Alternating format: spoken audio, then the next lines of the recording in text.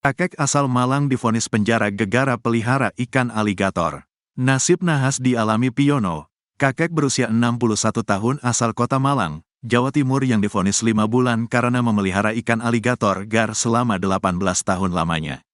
Tangisan Piono pun pecah saat vonis dibacakan oleh hakim di Pengadilan Negeri, PN, Kelas I Kota Malang, pada Senin, tanggal 9 September tahun 2024, lalu.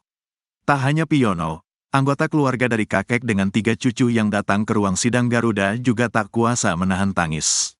Setelah mendengar vonis itu, Priyono mengaku pasrah. Ia merasa sebagai penjahat besar, padahal yang ia lakukan tak merugikan siapapun saat memelihara ikan tersebut.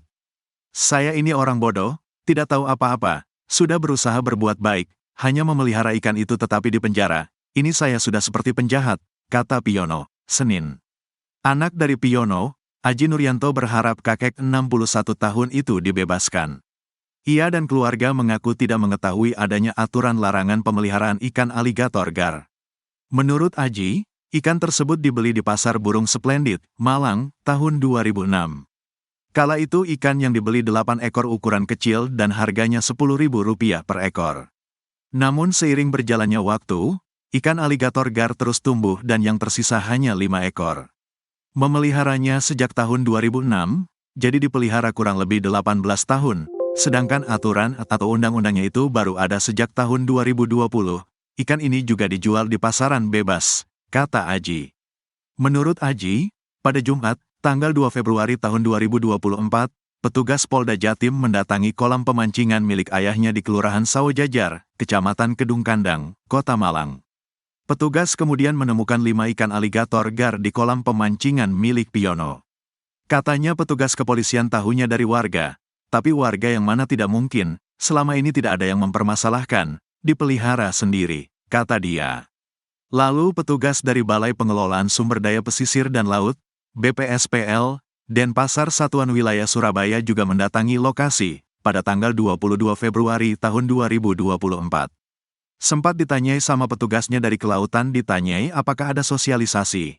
Enggak ada, enggak pernah, kata Aji.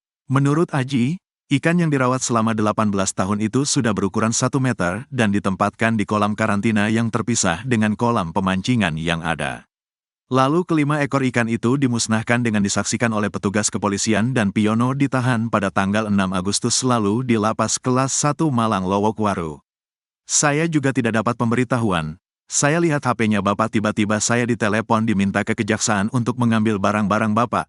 Ternyata ditahan, surat penahanannya seperti apa tidak tahu, kata dia. Aji mengatakan, kesehatan ayahnya menurun karena selama 2 tahun terakhir, Priyono menderita diabetes dan melakukan pengobatan rutin menggunakan suntik insulin. Selama ditahan diganti mengonsumsi obat menggunakan pil, kondisi kesehatannya menurun, kata dia.